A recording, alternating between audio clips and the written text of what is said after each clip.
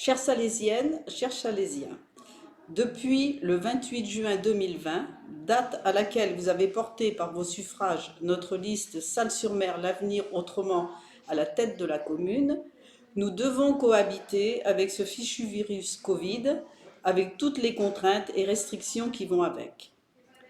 Cette année encore, tout comme l'année dernière, nous avons dû nous résigner à annuler la cérémonie des vœux, qui est pourtant un moment particulièrement attendu, tant par les administrés que par les élus. Cette cérémonie est en effet l'occasion pour les élus de présenter le travail qui a été fait pendant l'année et de dévoiler les projets à venir. Nous avons besoin de nous retrouver et d'échanger, encore plus aujourd'hui, autour de valeurs fortes telles que l'entraide, le partage et l'amitié.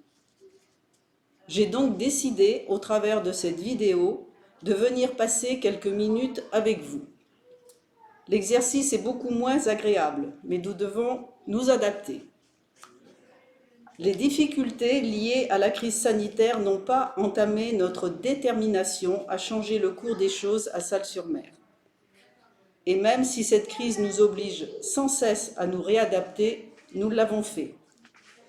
Nous avons eu cette année de bons moments festifs, malgré les difficultés à les organiser. Tout d'abord avec la fête de la Rosière. Il était inconcevable de l'annuler une année de plus. Émilie, élue Rosière 2021, et Serena, sa demoiselle d'honneur, nous ont charmés de leur sourire et leur joie d'honorer cette tradition ancestrale. Et quel bonheur de retrouver enfin, après tant d'années, la fête des écoles pour ce jour de la Rosière. Un grand merci à Céline Babeuf, directrice, et à tous les enseignants d'avoir répondu favorablement à ma requête. Puis le marché de Noël, dans une nouvelle formule, reliant le parc et le centre-bourg. Là encore, la mobilisation de tous en a fait une réussite. Les adjoints et conseillers se sont prêtés au jeu des lutins, ne craignant pas de braver le ridicule pour le plaisir de nos tout-petits. Merci au personnel communal, aux bénévoles, aux exposants, à tous ceux qui ont participé de près ou de loin. Un merci tout particulier aux 3 couturières, Jocelyne, Françoise et Yannick, qui avaient déjà participé à l'habillement des enfants pour la Rosière et qui, pour cette fête de Noël, ont confectionné chapeaux et collerettes de lutin pour tous les enfants de l'école. Les concerts, Il Convito, le gospel avec le groupe Hop dans l'église, les anges de passage, la boîte à musique magique, l'orchestre des vieilles canailles, le feu d'artifice du 14 juillet, le spectacle pyrotechnique de Noël dans le parc ont été des moments très appréciés. Concernant les grands projets maintenant, comme je vous le rappelais dans le dernier numéro du Panzé, nous nous étions fixés des priorités pendant notre campagne, à savoir la revitalisation du centre-bourg, favoriser et sécuriser les cheminements dans la commune, agir auprès de la jeunesse et des personnes âgées et ouvrir à la démocratie participative.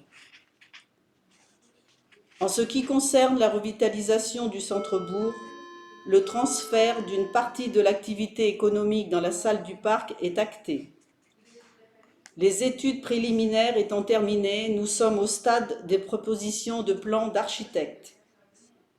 Ces plans seront proposés en commission et également en comité participatif. Nous proposons d'y intégrer une boulangerie, un commerce d'artisans et une salle communale que je tiens à conserver pour les festivités qui se déroulent dans le parc. L'investissement pour ce pôle commerce devrait être compensé par les loyers sur un terme de 10 ans. Nous mettrons de nouveaux locaux à la disposition des associations qui ne pourront plus utiliser la salle du parc. La première salle sera la salle du relais, ex-bureau de poste, qui est déjà à leur disposition. D'ici quelques mois, ce sera la salle L'Atelier, ex-maison Even, rue Pierre, qui était abandonnée depuis plusieurs années au grand désarroi des riverains. Un parking partagé attenant à la maison d'une douzaine d'emplacements réglera en partie les problèmes de stationnement dans cette rue. La troisième salle que l'on prévoit de mettre à la disposition des associations sera la salle La Galerie.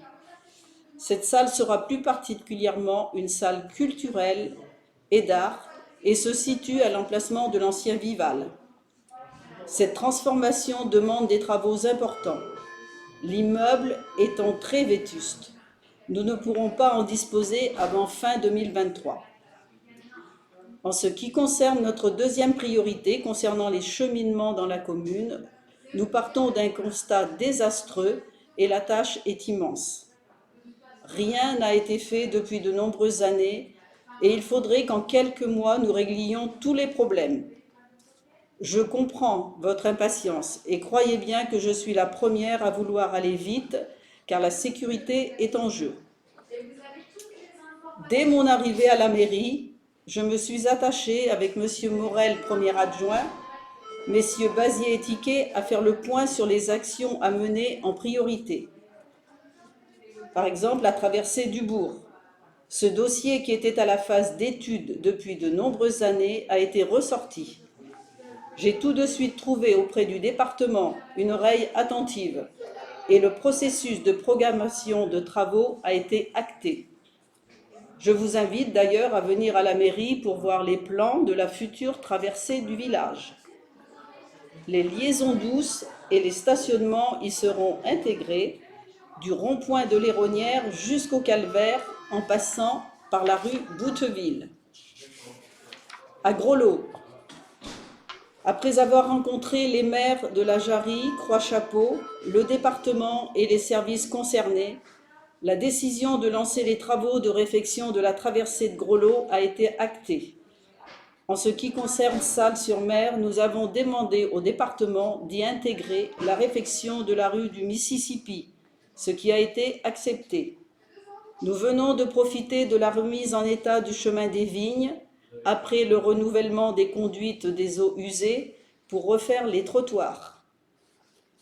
À la Ragoterie, où il restait quelques poteaux électriques en aérien, nous avons lancé les travaux d'enfouissement avec le département et nous en profitons pour refaire tous les trottoirs de la Ragoterie jusqu'à Intermarché. En ce qui concerne maintenant la circulation et la sécurité dans notre village, pour faire un constat de l'état et évaluer les besoins dont nous avons fait appel à l'école d'ingénieurs de La Rochelle, l'EXI. Des élèves de 5e année sont venus pendant plusieurs semaines et nous ont fait 2 études, une sur la mobilité et l'autre sur l'état des bâtiments communaux. Ces études leur ont servi pour leur soutenance de thèse de fin d'études, donc particulièrement sérieuse. Nous étions invités d'honneur lors de ces soutenances et la commune de Salles-sur-Mer a été particulièrement remerciée de leur avoir confié ces sujets d'études. La sécurité est un problème majeur dans les bourgs anciens comme Salles où les structures ne sont pas adaptées au flux important des véhicules. Absence de trottoirs, manque de places de stationnement, rues étroites où aucune transformation n'est possible. Les préconisations de leurs études vont nous aider à orienter nos décisions tant en ce qui concerne le sens de circulation que la mobilité partagée entre piétons et cyclistes.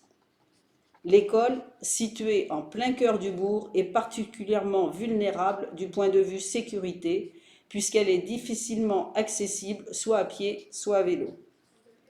Nous allons, avec cette étude et avec les résultats du sondage fait auprès des parents sur leurs habitudes liées à l'école, vous proposer des solutions plus ou moins faciles ou longues à mettre en place. Nous faisons l'acquisition d'un terrain jouxtant le parking de l'école maternelle pour y intégrer une quinzaine de places supplémentaires, ce qui devrait permettre aux parents d'élèves de ne plus stationner sur la rue de la Borderie, entravant le passage sécurisé des piétons et poussettes et par là même gênant d'autres parents d'élèves. Vous avez remarqué que la signalisation a été revue, en particulier les passages piétons, les stops, les pancartes de nom de rue. Une deuxième phase de travaux est en cours, intégrant les bandes jaunes, les signalisations d'arrêt de bus, etc. Dès mon arrivée à la mairie, j'ai relancé auprès de la CDA le projet de la piste cyclable reliant Salles à la piste de Saint-Vivien. Notre demande a été intégrée au schéma des pistes à réaliser par la CDA. L'étude de possibilité d'itinéraire a été confiée au bureau d'études CITEA et nous devrions avoir leur compte-rendu en juin prochain. Ce sera à nous ensuite de privilégier un itinéraire. Il démarrera depuis le rond-point de l'Héronnière jusqu'à la Ragoterie. La partie rue de l'Héronnière sera un cheminement partagé type Chaussy-Doux et fera la jonction avec la future traversée du centre-bourg, du rond-point de l'Héronnière jusqu'au croisement du Calvaire. Croyez bien que nous mettons tout en œuvre pour assurer au mieux la sécurité de tous, mais la tâche est immense et ne peut se régler en quelques mois, même si nous faisons notre possible pour trouver des solutions intermédiaires. En ce qui concerne maintenant nos actions auprès de la jeunesse et des personnes âgées, le centre de loisirs, qui a ouvert ses portes en juillet dernier sous l'égide d'Angou Loisirs, a le succès que nous espérions. Et le centre Espace pour les jeunes fonctionne très bien avec de nombreux ados. Toutes les classes de l'école primaire ont été équipées de tableaux numériques, de tablettes pour les maternelles et de nombreux outils informatiques. L'école de Salles-sur-Mer est enfin entrée dans l'ère du numérique. Nous sommes une des seules communes de l'agglo à avoir mis en place des capteurs de CO2 dans chaque classe et lieu de vie scolaire. De nombreux travaux ont été effectués dans l'école maternelle, la toiture avec un panneau photovoltaïque et le changement de la chaudière à fioul, le revêtement de sol des 3 classes. Un programme important de travaux sera mis au budget en 2022. Entre autres, la réfection de la verrière et la remise en état des toilettes côté maternelle, ainsi que des aménagements dans les cours de récréation. Nous sommes attentifs aux besoins du corps enseignant et aux sollicitations des parents d'élèves élus. La bibliothèque, elle aussi, va connaître un renouveau. Une partie du bâtiment qui était occupée par l'atelier poterie va être remis en état et sera mis à la disposition de la bibliothèque, offrant un espace beaucoup plus grand pour le bonheur des abonnés et des enfants qui ont le privilège de pouvoir y venir pendant les récréations. La crise Covid nous a permis de nous rapprocher de nos aînés, puisque nous les avons tous contactés pour leur proposer l'inscription pour des rendez-vous à la vaccination. Nous en avons profité pour mettre à jour le répertoire des personnes âgées à contacter en cas de crise ou canicule. Le repas annuel des anciens n'ayant pas pu avoir lieu cette année encore, nous avons fait comme l'année dernière en faisant préparer un repas par le traiteur de Salles-sur-Mer, Onis Réception, qu'ils sont venus chercher ou que nous leur avons livré. En ce qui concerne la démocratie participative, 3 comités participatifs ont été désignés. Le premier pour la revitalisation du centre-bourg, le second pour la mobilité et le troisième pour le marché. Les dossiers concernant ces 3 comités leur sont confiés et leurs avis nous aideront dans la prise de décision. Quelques autres projets ou travaux en cours. La rénovation des allées du cimetière, ainsi que l'apport de quelques arbustes. Le nouveau terrain de pétanque à l'ombre des platanes côté église. Et bientôt la création d'un lieu jardin partagé où une dizaine de familles se sont déjà inscrites pour avoir un carré à jardiner. Le terrain de camping, fermé depuis plusieurs années, a été proposé à la réouverture et nous avons de nombreuses candidatures. Nous sommes ravis également de voir le terrain de sport revivre et s'animer tous les mardis et jeudis grâce à nos petits passionnés de rugby sous l'égide du club étrésien mené par Laurent Galindo. Je ne peux pas finir ce tour d'horizon sans vous parler du renouvellement quasi complet des véhicules et engins des services techniques. Certains de ces véhicules étaient à la limite de la sécurité.